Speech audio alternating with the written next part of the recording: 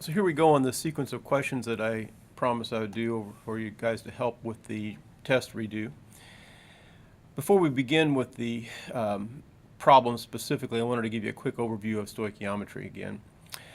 So chemical equations tell us relationships between how many things react with how many things to make how many things. So it's all about how many. What I mean by how many is how many. So suppose we have 12 elephants and we have 12 eggs.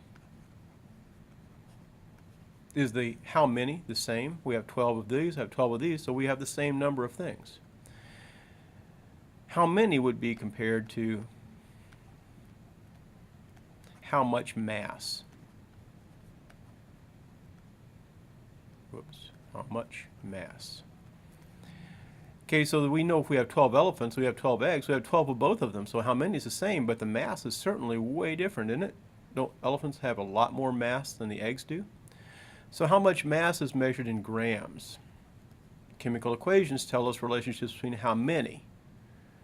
So before we can work with the relationships of how many, we have to change to a unit that means how many, and that is moles, because moles measure how many things we have. All right, so when you're doing stoichiometry, you first have to change to moles, so you got how many. Then you do the ratio where you're comparing the numbers. So for example, in this case, one of these, if there's nothing there, there's a 1. One of these reacts with 3 of these to make 2 of those. Or 2 of those, if you had 2 of those, would react with 6 of these, because there's 3 times as many, 3 to 1. And it would make 4 of these, because there's 2 to 1 with the nitrogen, or 2 to 3 with the hydrogen. Either way, you end up with 4 compared to 6. It's a proportional reasoning kind of thing. So you always have to have moles before you can do the mole ratio. And then if you needed something besides moles in your answer, you have to go through and change to what you're really looking for. So now let's go through the first couple problems. The first one is 45 grams of nitrogen. So we're given 45 grams of nitrogen. You know that it's important to write this part of the unit and that part of the unit. So every unit will have 2 parts. It'll have a quantity and then what the element is that you're talking about, or a compound is that you're talking about. So in this case, you have 45 grams of nitrogen, and you need both the grams and the nitrogen written down. We also know that the words here go down here, and we're trying to change to moles. What are we trying to change to moles? We're trying to change grams of nitrogen to moles. So we put moles of nitrogen on the top.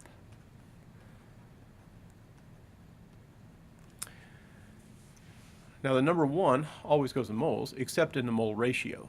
And this is not the mole ratio, so 1 will go with moles. The weight of the nitrogen is 14.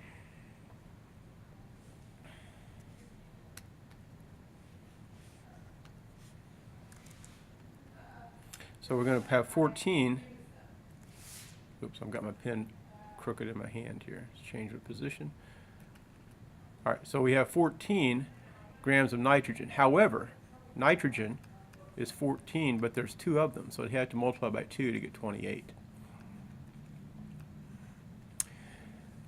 So now we've done our first step. What's our first step? Change to moles. Second step, mole ratio. So we need to put moles of N2 on the bottom and moles of what we're looking for on top. It might be helpful to underline what you're looking for and what you're given. So we're looking for hydrogen. And I put moles there because this is the mole ratio. Eventually we're going to need to find liters of hydrogen, but that will be in the next step. So the moles of hydrogen was 3, and the moles of nitrogen 1. Now I got those numbers from the equation. So here's a 3, right here, and here's a 1. So we have a 3 to 1 ratio. Now we need to get rid of our moles of hydrogen, so they're going to go on the bottom.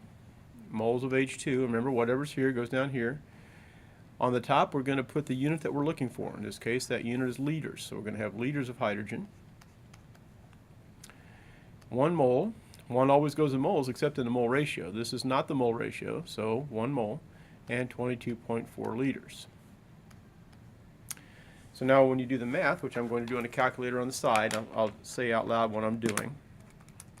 I'm doing 45 times 1 times 3 times 22.4. So I multiplied everything across the top and I got 3,024, 3024. I'm going to divide that number by everything that's on the bottom. So that would be divided by 28, divided by 1, divided by 1, and the final answer is 108.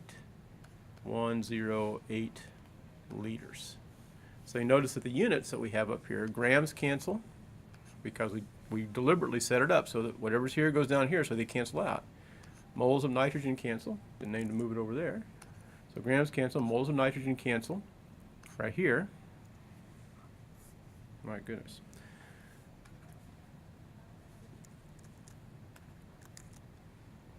All right, here we go. Moles of nitrogen canceled. Moles of hydrogen cancel here. So all we're left with is liters of hydrogen. All right, second question. Number 2, we've got some number of grams. We're looking for some number of grams of hydrogen chloride. So how many grams of hydrogen chloride if we had 16 moles of sodium? So you write down what you're given first. And the first step is change to moles. But wait, we already have moles. So do we need to change to moles? No. So we start with the mole ratio in this problem, because it's already in moles. So you put moles on the bottom. Since it's a mole ratio, you have moles on the top also. And that, now we need to cancel sodium. We did that. So what are we looking for? Hydrogen chloride. So you put what you're looking for on the top of the mole ratio. It asks for grams, but before you can find grams, you have to do moles. That's why you use the mole ratio. Now the numbers in the mole ratio are the numbers in the fronts of the formulas in the chemical equation. And so if you look, there's a 2 in front of the HCl, there's a 2 in front of the Na. And then our next step is to find the grams of HCl. So we're going to put moles of HCl on the bottom. And we put grams of HCl on top. Now you look on a periodic table, hydrogen will weigh 1, chlorine will be 35, and when you add them together, you get 36. So it'll be 36 grams of HCl. 1 always goes in mole, except in the mole ratio. So when you do the math on this one, incidentally notice that moles have canceled.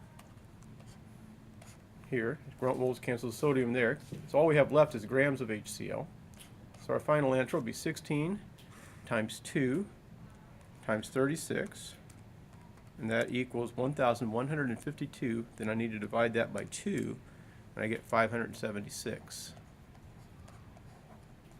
And that would be grams of HCl. All right, I'm going to stop the movie here, and I'll come back and continue later on, a little later. So this is the first one.